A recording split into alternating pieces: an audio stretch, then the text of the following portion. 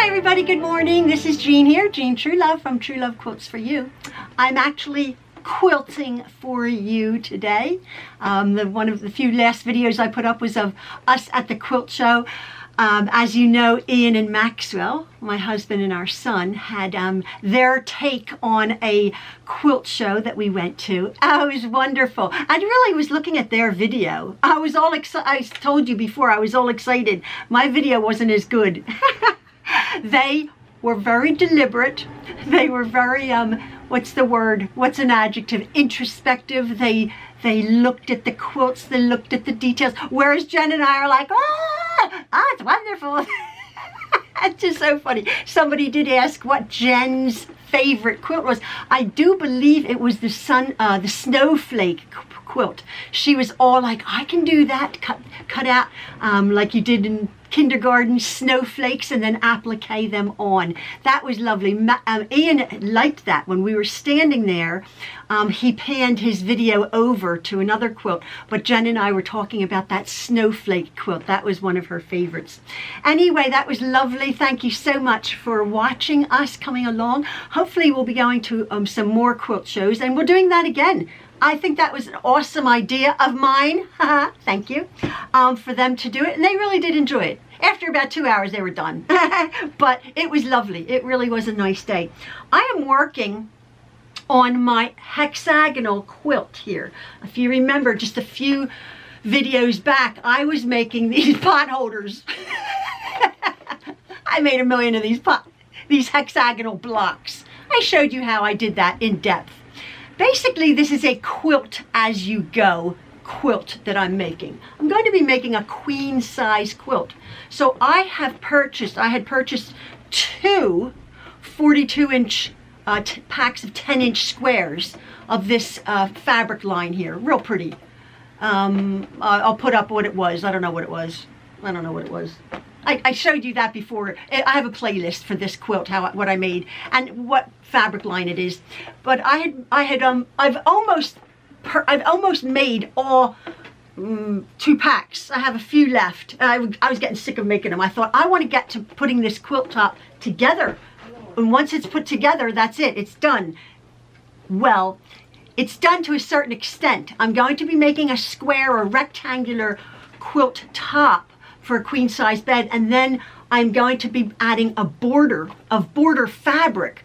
But Ian and I were just looking in the guest room, and I came up with the idea. It's not as conventional as a quilt would be, but to make it almost more like a bedspread with a quilted top.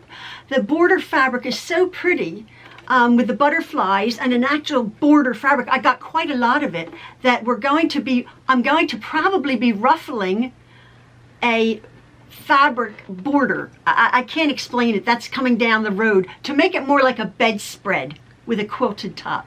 But I will be showing you how to do that. And I think I'm going to make a double-sided ruffle, so it's a reversible bedspread. But that'll come. What I'm doing now is I have started putting these blocks together. Okay, I have started sewing them together.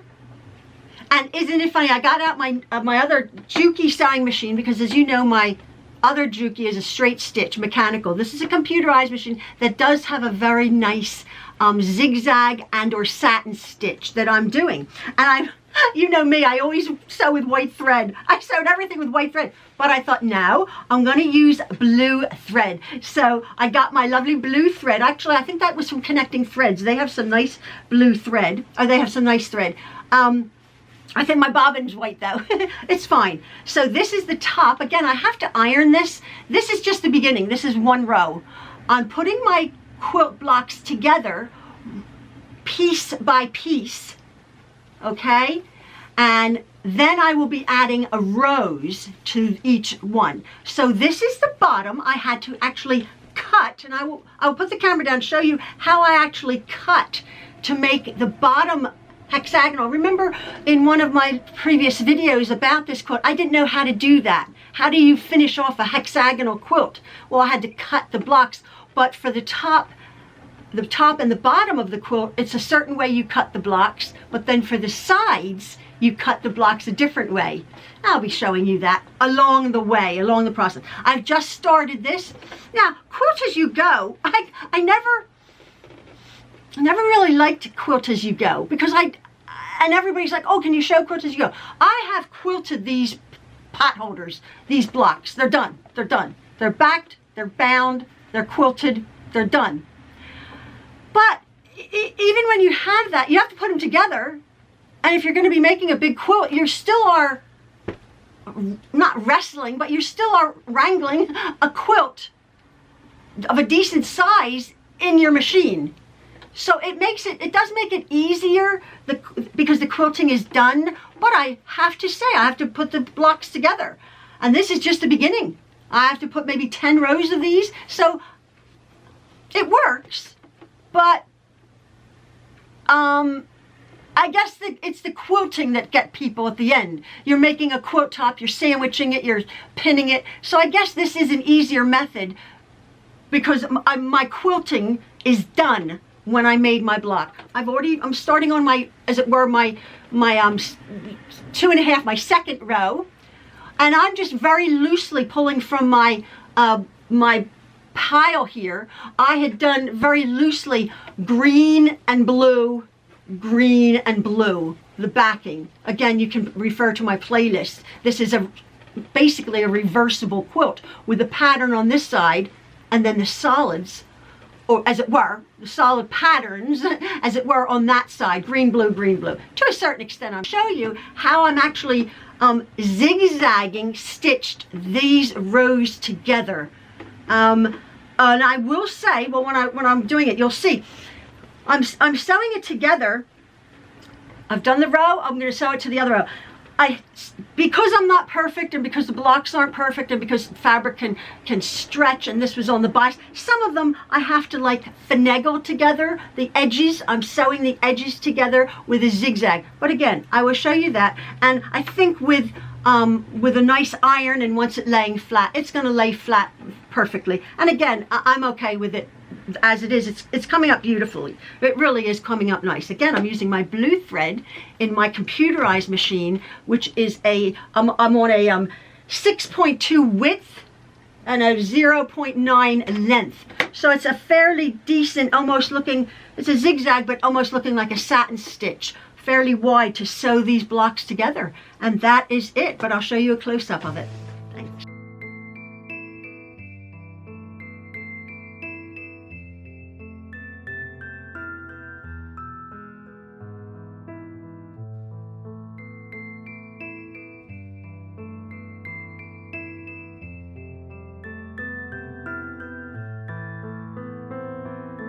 What I was trying to experiment with is trying to get a square or a rectangle of my quilt top without the border fabric that I'm going to be putting on it. And this is what I've come up with. So I have put on, this is a queen size bed. I've put on 1, 2, 3, 4, 5, 6, 7 whole hexagonals on that first row. And then what I did is I just wanted to make sure what I was doing. I cut one in half, as you can see, with the pointed edge up. I will explain this in depth later. I just want you to get the general idea. This will be the bottom of my quilt here, which I have a square edge. And then I will have 4 corners. I will put a quarter of a block in here. But this will be the top, or this would be the bottom, I should say, done that way, and this is the top. However, the sides are done different. The sides, as you can see, this is the pointed edge of the hexagonal. Here, how I cut it. This here is the flat side, the flat edge. So I will have a row along here of the flat edge to make this square of my quilt. Hopefully I can explain that. I've not sewn these together. I've just sewn this one, the bottom, the first row here. I have about, I don't know how many more rows, 10 maybe more rows to do. So this though is how I'm going to be sewing it together. Again, you can see here that this square here will finish off that row. And then I'll put a quarter of a block in here. And then I will embark on putting the border fabric on as a border. I will have addressed this, but this is how far, and I'm quite pleased the way it's coming along. And it will lay a little bit flatter once time goes on and I iron it all up nicely. All right, let's continue.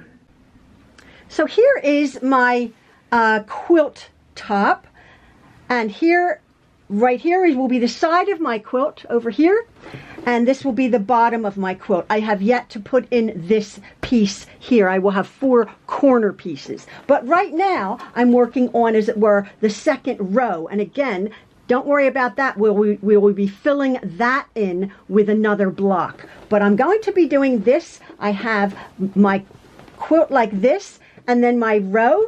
And again, because of the nature of that, how they're made, the hexagonals fit pretty good, somewhat good, okay? Not perfect, and that's where you just need, for me, to just finagle it a little bit. I have on my zigzag foot, my larger zigzag foot, I am using a blue thread from Connecting Threads. I quite like it, 100% cotton. And as you can see, I'm lining up the square side of my hexagonal, the square, because there's a pointed side, 2 pointed sides, and 2 square sides, as it were. So I'm lining this up, and because again they're made pretty much the same, I'm going to be putting my needle down onto the one edge of my block over here in the green, and then over here I put my presser foot down. Hopefully you can see my zigzag is catching. I'm just going to, I didn't back stitch, I just sort of held the machine. As you can see, I'm going to be stitching along this, putting these 2 together, okay? Just like I've put these 2 together here. Now, it won't fit perfect, but it'll be okay. So what I'm doing is I'm going from one side to the other. It's a fairly wide zigzag stitch, satin stitch almost, and this row is just sort of tucking in and fitting. It's not perfect, but you can just sort of maneuver it together, hold it together. You don't really want to overlap it. You want to butt it up next to each other. But if it does overlap a little bit, the back of your quilt is going to sort of catch those stitches. As you can see, it's caught my stitches really, really well, butted up next to each other. So it's not perfect, but it's good enough. So I'm just going to go fairly slowly with that zigzag stitch catching both edges.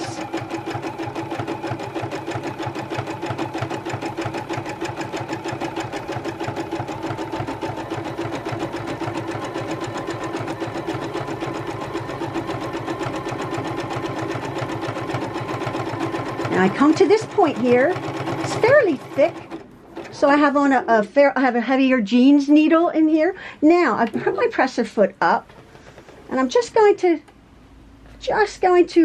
shift this slightly. And as you can see, now I'm going to be sewing this together. And all I'm doing is sewing these zigzags together.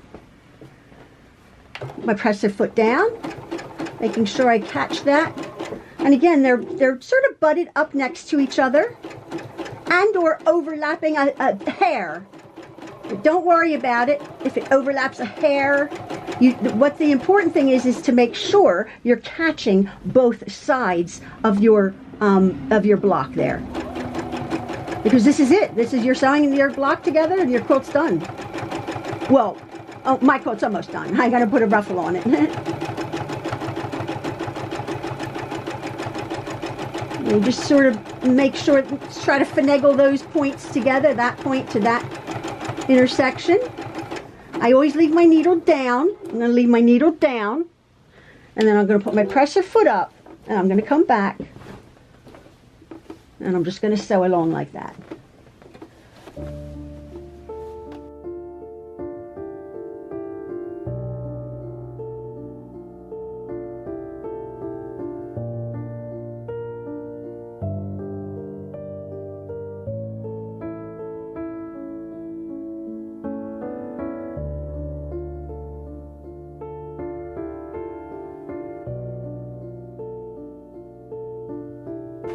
It's lovely, very pretty.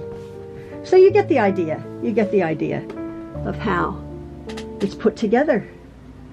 And then again, it's reversible because I used all sorts of different fabrics of green blue on the back. And once I iron it all down, these little lumps here will go away with use, and it will lay nice and flat because all of my pieces are laying nice and flat. But that is sort of my quilt as you go.